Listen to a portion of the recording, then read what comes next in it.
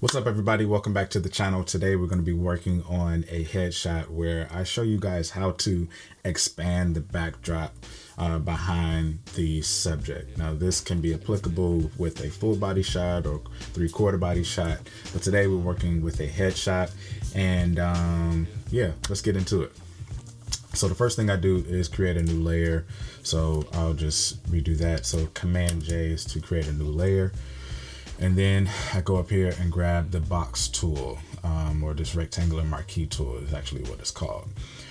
So I'm gonna just make a big rectangle over this area, and then I'm gonna right click on that area, and I'm gonna do content aware fill. It's gonna bring up a small window here.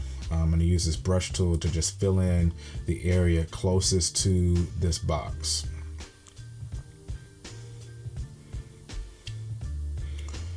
And when I let go, as you can see on the right hand side, it kind of already filled in that area. So we're just gonna hit enter or hit OK, and then Command D to deselect that area. Now over here on the right, you'll see that it created a new layer with that. So what I'm gonna do is to merge those. I'm gonna hit Command E after highlighting both of those layers. Now you've got half of the photo already done. So I'm gonna do the same thing, repeat the same step with the opposite side. Now it's important to realize if your backdrop is too short, that you'll need to make sure you go all the way down to cover the entire area that with a little bit of the backdrop. So I still keep maybe about, maybe a little less than a half an inch of the backdrop as much as I can, and then I'm good to release. So content aware fill one more time, and then we're going to paint over the area that's closest to the selected area, and then we're going to hit OK or enter, and in a second you'll see just like that it's filled in. So we've just done a part of the process. So I'm going to highlight both of those layers again, hit Command E to merge them. Now we're going to make sure that this backdrop is completely smooth around the subject, because we don't want to see those wrinkles in the backdrop, and we want to just get rid of those so that it's smooth from top to bottom. Let's get it. So I'm going to make a new layer or duplicate a third time. So Command J to make another layer. I'm going to click on the middle layer, and I'm going to highlight select subject. So Photoshop will do its thing. And we just need it to do a decent enough job to where the subject can get masked out. So on this middle layer over here, you want to make sure just that you hit the delete key. Now that's going to erase the image of the actual person, and it's going to be okay because we're going to fix that.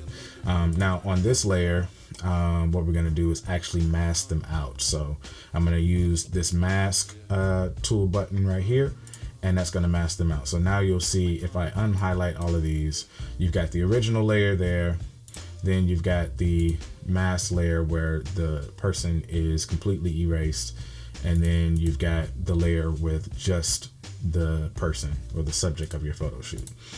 So I'm going to make sure I'm on the middle layer this time, and I'm going to go to my mixer brush tool. So to get to the mixer brush tool, you click on the brush tool over here. You can either right click or control click on Mac and go down to mixer brush tool, and there you go.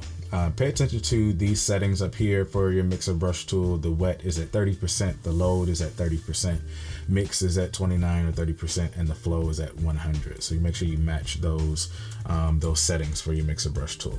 Now again, with the middle layer selected, all we're gonna do is basically paint over with a large size brush the background. Actually, that's horrible.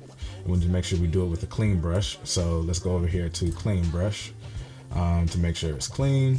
Let me do that one more time. Clean brush, and then we're gonna paint over this background.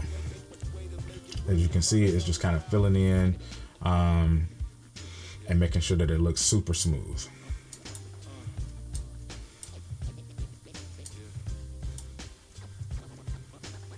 And because we're doing it on that middle layer, it's not affecting the image of the client or the subject of your photo shoot. Now it's helpful sometimes to just maybe zoom in and zoom out to make sure that the backdrop is looking the way you want it to, with not, you know, too much brightness or darkness in a certain area.